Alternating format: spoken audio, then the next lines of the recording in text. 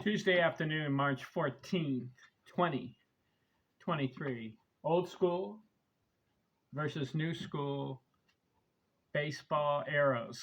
First 75 years, 1949 or 1870s to 1949.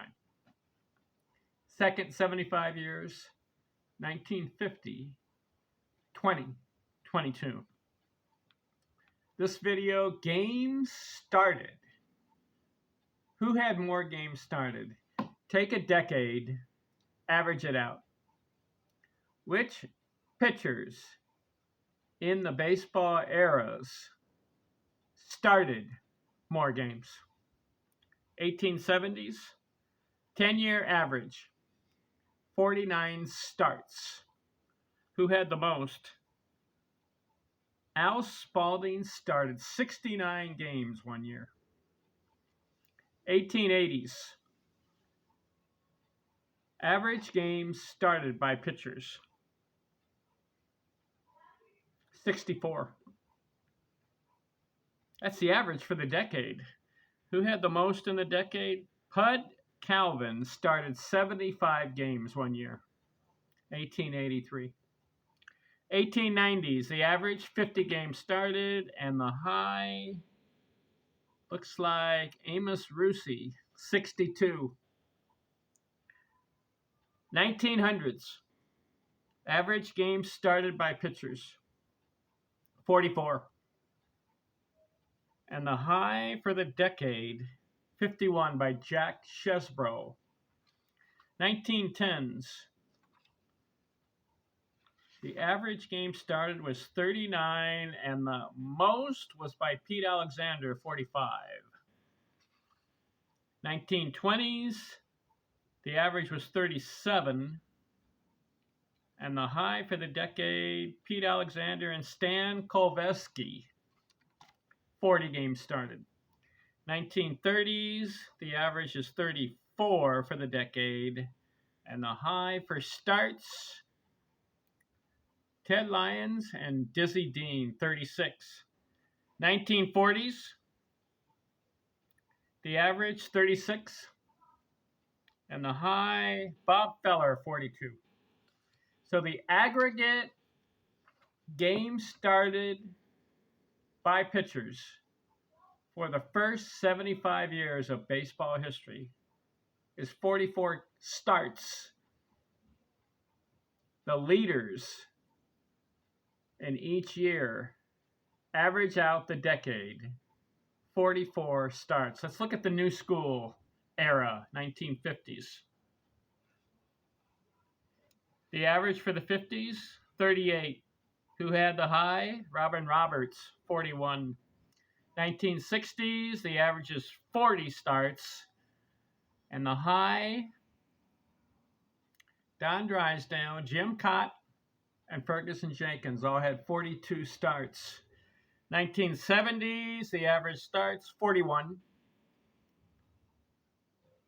And a lot of guys, it looks like Phil Niekro leads with 44 starts in the 1970s as the high. 1980s, the average is 35. And the most for the decade, Steve Carlton, 38 starts. 1990s, the average is 34. And the high for the decade, Greg Maddux, 37. 2000s, the average is 34.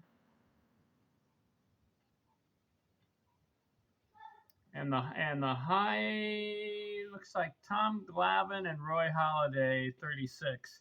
So the aggregate for the old school is 44 starts. The aggregate game started for new school, 37. Old school wins. So I've been keeping track. I did 13 offensive categories. And now I've done the third pitching category. Old school wins in games started. Games started. They've got 44 average. for the first 75 years. And the new school, 37 average. So the score after 16 categories I've covered: old school 11, new school 5. Complete games is next. Then I'm going to do strikeouts. Then I'm going to do shutouts. Then I'm going to do ERA. And then I'll do, ERA will be the last of it. And then we'll tally it up. What do you think? Was the old school baseball era better than the new school baseball era? Why am I dividing the eras? Why am I doing that? Well, I'm interested to know. 150 years of baseball from the 1870s until 2022. You got to break it down. And it's just a competition. It's a looking at the accomplishments and achievements, looking at the stats. So divide it in half, and that's where you can divide it. 1949 is about halfway. And then from 1950 until the present is 75 years. And you divide the eras and compare them. And that's what I'm doing. The first era, 75 years, is winning. 11 victories in 13 offensive categories, and so far 3 pitching categories. I will wrap it up and recap it all after we're done with the next following categories in pitching, which is games started, strikeouts, shutouts, and then ERA. We'll add it all up and we'll compare and contrast.